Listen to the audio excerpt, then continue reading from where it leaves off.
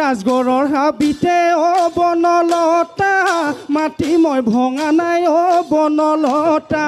মোৰ নামত ওলাইছে পতা বনলতা ৰূপৰ পানে বতা জানো তোমাৰ কথা দুখনি হাতেৰে খা